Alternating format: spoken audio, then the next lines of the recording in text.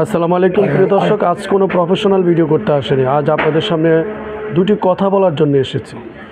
এক নাম্বার কথা হলো, সচিবালয়ের ভিতরে আগুন লেগেছে, লাগতেই পারে, কিন্তু আগুন কোথায় লাগবে, কখন লাগবে, কেন লাগবে সেটা তার বলে কই আসবে না। একটা যদি মানবসৃষ্ট আগুন হয় তাহলে অবশ্যই সেটা ভেবে দেখার বিষয়। আর সচিবালয় যেহেতু একটা বাংলাদেশের গুরুত্বপূর্ণ স্থান, এখানে নিশ্চিত পাহারা ব্যবস্থা রাখা হয়, ফায়ার সার্ভিস হতে শুরু করে সকল কিছু এখানে কিন্তু প্রস্তুত করে রাখা হয়।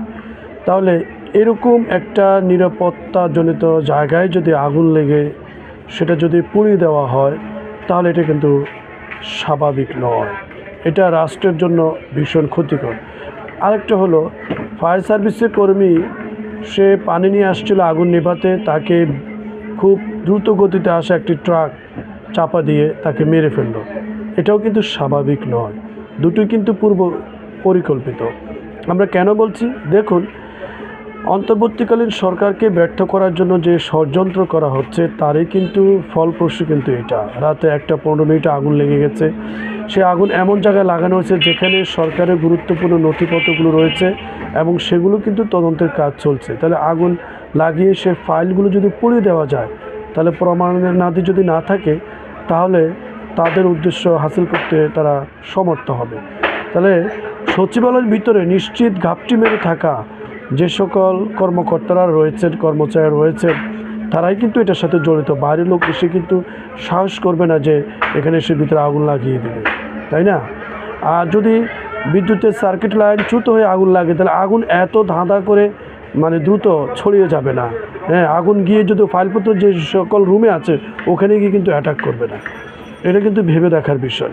তাহলে এই আগুন লাগিয়েছে কারা, কিভাবে লাগিয়েছে, প্রত্যেকটা সিসিটিভি ক্যামেরা ফুটেজ বের করে তদন্ত করে শক্তিশালীভাবে তদন্ত কমিটি গঠন করে এর মূলোৎপাত অবশ্যই করতে হবে, বিন্দু মাত্র ছাড় দেওয়া যাবে না। এটা কিন্তু আসিফ মাহমুদ উপদেষ্টা তিনি বলেছেন। রাষ্ট্রের ভিতর যে গভীর ষড়যন্ত্র চলছে এবং সচিবালয়ের ভিতরেই যে ষড়যন্ত্রকারী রয়েছে এটা নিশ্চিত। এর আগেও আমরা দেখতে পেয়েছিলাম। মূলত ইসকন এবং ভারতের এবং আওয়ামী লীগের কর্মীরাই কিন্তু, আওয়ামী লীগের সমর্থিত যারা রয়েছে তারাই কিন্তু এই রাষ্ট্রকে ব্যর্থ করার জন্য আপ্রাণ চেষ্টা চালিয়ে যাচ্ছে। আমাদের বর্তমান অন্তর্বর্তীকালীন সরকারকে দ্রুত এই সকল চিহ্নিত লোকদেরকে চিহ্নিত করে তাদেরকে আইনের আওতায় এনে তাদেরকে শাস্তির ব্যবস্থা করতে হবে, চাকরিচ্যুত করতে হবে, জেলখানায় ভরে দিতে হবে। তাদেরকে কোনোভাবেই দেশের রাষ্ট্রকে বেগবান বা গতিবান রাখার জন্য তাদেরকে রাখা যাবে না। তাহলে হিতে বিপরীত হবে, ধ্বংস হবে রাষ্ট্র এবং ধ্বংস হবে রাষ্ট্রের স্বাভাবিক কার্যক্রম। অনুরোধ থাকলো যে অবশ্যই এই সকল লোকদেরকে চিহ্নিত করে এমনভাবে শাস্তি দেওয়া হোক যাতে অদূর ভবিষ্যতে কেউ এই ধরনের সাহস না করে। আমরা বিশ্বাস করি সরকার যদি সদিচ্ছা থাকে, আইন উপদেষ্টা যদি সদিচ্ছা থাকে তাহলে অবশ্যই এই রহস্য বের করতে পারবে। ট্রাক চাপা দিয়ে যাকে মারা হয়েছে এমনি মারা হয়নি, নিশ্চিত ট্রাক আগের থেকে বাইরে থেকে যে সেখানে রেখে দেওয়া হয়েছে, যে আগুন লাগলে অবশ্যই ফায়ার সার্ভিসের কর্মীরা বাইরে থেকে যে কোনো আশেপাশে থেকে পানি এনে আগুন নেভানোর চেষ্টা করবে। যদি আগুন নিভাতে বিলম্ব করা যায় তাহলে সচিবালয়ের ভিতরে আগুন বেশিক্ষণ জ্বলবে, তাদের ফাইলপত্রগুলো অবশ্যই বেশি পুড়ে যাবে এবং তাদের উদ্দেশ্য হাসিল হবে।